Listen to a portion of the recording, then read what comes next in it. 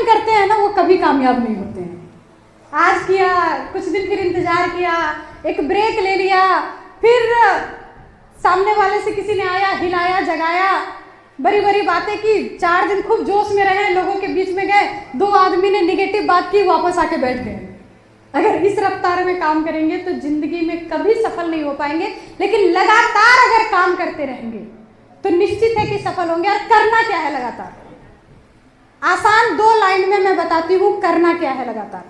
पहला काम, 100% product use, no excuse. जो प्रोडक्ट आरसीएम में है, ईमानदारी से आपको वो आरसीएम से ही यूज करना चाहिए, बाहर का यूज नहीं करना चाहिए। मेरे अपलाइन ने जब मुझे ये बात बताई थी तो उस वक्त आरसीएम में बहुत कम प्रोडक्ट थे, कपड़े ज्यादा थे, एफएमसीजी वगैरह कम थी। मैंने मेरी आर्थिक स्थिति बताई है कैसी थी आरसीएम में आने से पहले। अपलाइन ने बताया 100% प्रोडक्ट यूज, नो एक्सक्यूज। तो मेरे पास जितनी भी साड़ियां थी मैंने लोगों में बांट दिया, और आरसीएम की 195 रुपए की मात्र 3 साड़ी खरीदी थी, क्योंकि उससे ज्यादा खरीदने की औकात ही नहीं थी। 3 साड़ी 195 रुपए की खरीदी थी। आरसीएम के शुरुआती के 2 साल मैंने उस 3 साड़ी में ही बिताए हैं। वही साड़ी मैं घर में भी पहनती थी, सेमिनार में भी पहन के वही साड़ी जाती थी, और कोई फैमिली फंक्शन होता था ना तो उसमें भी वही साड़ी पहन के जाती थी। तो लोग मेरा मजाक उड़ाते थे। आरसीएम के सेमिनार में तो कोई नहीं बोलता था, यहाँ तो दीवाने लोग होते हैं, यहाँ मतलब नहीं है इन सब चीज़ों से, यहाँ अलग ही मतलब चलता है। लेकिन जब फैमिली फंक्शन में जाते थे ना तो लोग सामने से बोल देती थी कि तुम्हारे साड़ी का कलर और डिजाइन अच्छा नहीं लगता है, लेकिन मैं उस वक्त उनको एक ही चीज बोलती थी कि इस साड़ी का कलर डिजाइन भले ही अच्छा ना हो, ये साड़ी मेरे जीवन का कलर और डिजाइन अच्छा कर देगा। और आज के समय में दुनिया की महंगी साड़ी खरीदने की औकात है, कोई सी भी साड़ी खरीद सकती हूँ। आज के समय में इतनी साड़ियां हैं मेरे पास कि अब तो पहनने के लिए जब जाते हैं ना तो आधा घंटा लग जाता है कि निकाले कौन सा।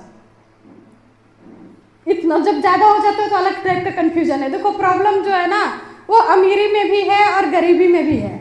बस गरीबी की जो प्रॉब्लम है वो सजा देती है, और अमीरी की जो प्रॉब्लम है वो मजा देती है। प्रॉब्लम तो हमेशा रहेगा।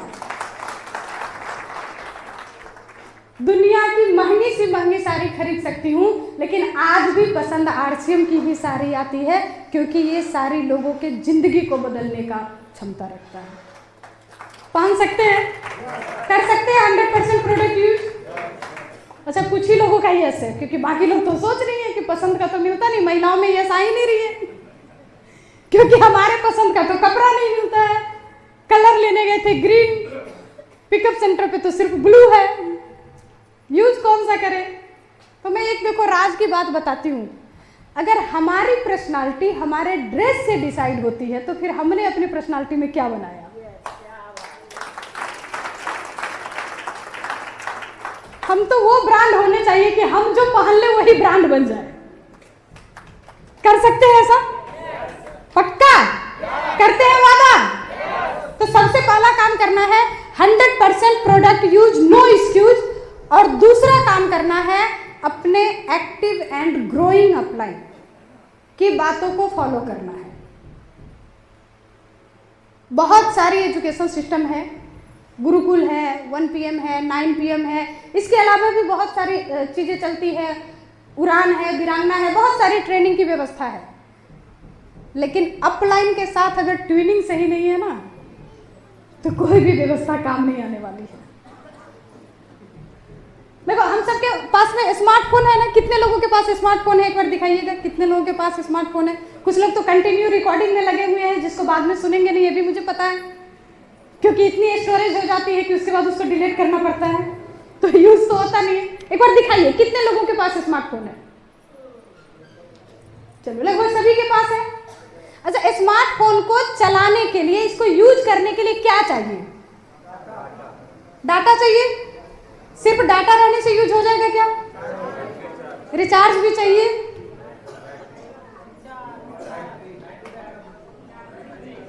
बैटरी चाहिए, डाटा चाहिए, रिचार्ज चाहिए, लेकिन जो सबसे बड़ी चीज चाहिए ना, नेटवर्क के साथ कनेक्शन चाहिए। आपने कितना महंगा सेट खरीद लिया, बहुत महंगा रिचार्ज करा लिया, डाटा पैक डलवा लिया, बहुत सुंदर आपकी सेट है, लेकिन अगर टावर के साथ कनेक्शन नहीं है तो वो किसी काम का नहीं है। मानते हैं इस बात को? आपका अपलाइन आपका टावर है। आप में कितनी भी क्वालिटी हो गई, आपने बहुत कुछ सीख लिया, बहुत ट्रेनिंग ले लिया, लेकिन अगर आप अपने अपलाइन के साथ अपनी ट्यूनिंग नहीं बना पाएंगे तो बड़े लेवल तक जाना असंभव हो जाएगा। अगर आपने अपने अपलाइन के साथ ट्यूनिंग बना के काम किया तो कुछ भी असंभव नहीं होगा, क्योंकि ये टीम वर्क है और टीम के साथ काम करने से ही ड्रीम पूरे होते हैं। कर सकते हैं? आसान है कि मुश्किल है? आसान है। आसान है तो हो जाता, फिर हो क्यों नहीं रहा? अच्छा, अभी साइड में ले जाके पूछू ना तो आधे से ज्यादा लोग अपने अपलाइन का कंप्लेन कर सकते हैं, गाली देंगे, है ना? एक्सपीरियंस है, अपलाइन को गाली खा खा के आदत है। होता है क्योंकि कभी भी हम 100% किसी के साथ अपने विचार को मैच नहीं कर सकते हैं और करना भी नहीं है। आप अपने विचार के खुद मालिक हैं, लेकिन इस सिस्टम में अगर कामयाब होना है तो आपको अपने अपलाइन के प्लानिंग के साथ काम करनी पड़ेगी, तभी कामयाबी मिलेगी। एक छोटी सी कहानी से मैं अपनी बात को रखना चाहती हूँ। क्यों? एक बार एक गाय गांव में रहती थी, वो चरने के लिए जंगल गई थी। तो चलते चलते थोड़ा सा अंदर दूर तक चली गई जंगल में, और जब वो दूर तक चली गई ना तो एक शेर की नजर पड़ी गाय पे। तो शेर तो बड़ा खुश हो गया कि आज तो एकदम मोटा ताजा जानवर मिला है, मेरा तो लंच डिनर कई दिनों का व्यवस्था एक साथ हो जाएगा। शेर तेजी से दौड़ा गाय का शिकार करने के लिए। जब गाय की नजर पड़ी शेर के ऊपर तो गाय भी तेजी से भागने लगी, क्योंकि उसको जान बचाना था, भागेगी ना, तेजी से भागने लगी क्योंकि उसको जान बचाना था। और जब हम किसी विशेष मकसद से भागने लगते हैं ना तो हमें रास्ते का पता नहीं चलता है। तो दोनों ही बहुत तेजी से भाग रहे थे। रास्ते पे सामने में दलदल था, ना गाय को दिखा ना शेर को दिखा। गाय दलदल में फंस गई और शेर ने जब गाय को फंसा हुआ देखा तो शेर को लगा कि गाय थक के रुक गई है, अब तो हमको भी शिकार आसान हो गया। शेर भी जंप लगाया और गाय के कुछ दूरी में वो भी दलदल में फंस गया। गाय ने जैसे ही देखा कि शेर दलदल में फंसी हुई है तो वो पीछे घूम के मुस्कुराई और मुस्कुरा के बोली कि शेर आज तो तू गया। तो शेर को हंसी आई, बोली तू भी फंसी है, मैं भी फंसा हूं, अगर मैं जाऊंगा तो तू भी तो जाएगी। गाय ने जवाब दिया कि देखना मुझे कुछ नहीं होगा, क्योंकि कोई एक है जो मेरा रखवाला है, जो मेरा ख्याल रखता है। और ठीक वही हुआ, जब देर रात तक गाय घर नहीं पहुंची तो गाय का जो मालिक था ना वो पूरा मोहल्ला के साथ निकला रस्सी डंडा लेकर के गाय को ढूंढने के लिए। और जब वो देखा कि शेर है गाय है तो उसने शेर को वहां पे मार गिराया और गाय को वापस निकाल के लेके चला आया। अब मेरा सवाल है कि क्यों गाय को बचा के लाया? जवाब दे सकते हैं कोई? गाय को क्यों बचा के लाया गया?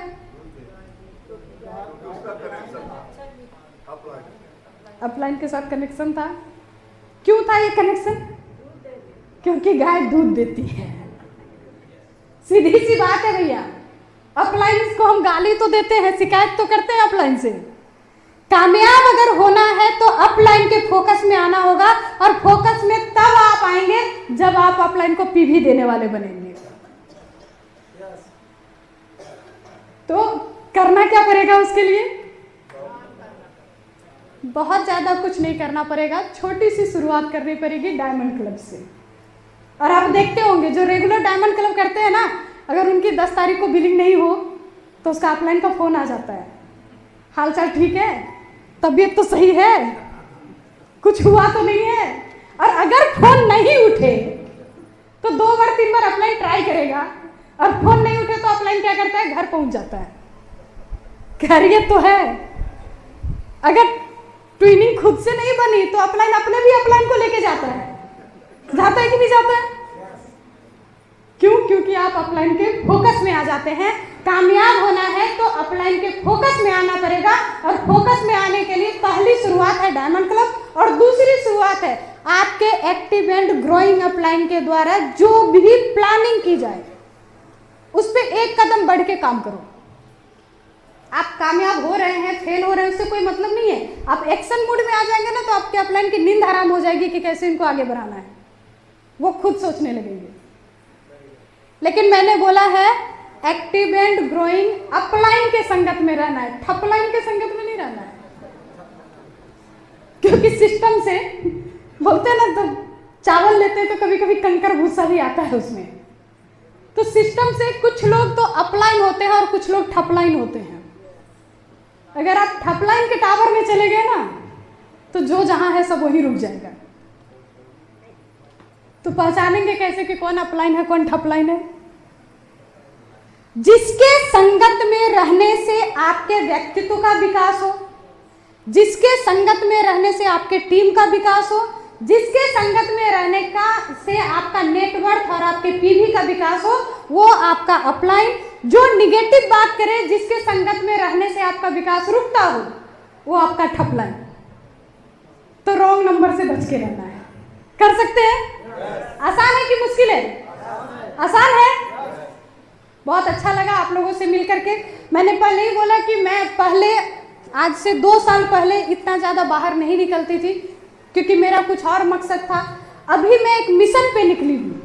आज जो मैं हिंदुस्तान के हर कोने में जाती हूँ, चाहे सफ़र कैसा भी हो, एक विशेष मकसद के लिए निकली हूँ। एक आग जो मेरे सीने में है, आप सबके सीने में जलाना चाहती हूँ, क्योंकि नए भारत के निर्माण का काम कर रहे हैं हम लोग।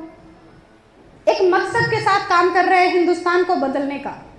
तो एक नारा जो मेरे मन में है, आप सबके मन में जलाना चाहती हूँ कि उठो भारत के वीरों, कुछ कर्ज चुकाना बाकी है। जन्म लिया जिस धरती पे, उसका फर्ज निभाना बाकी है। अभी तो बस आगाज हुई है, अभी तो बस आगाज हुई है, अंजाम अभी तो बाकी है। और आर्थिक आजादी का अभियान घर घर में पहुंचाना बाकी है।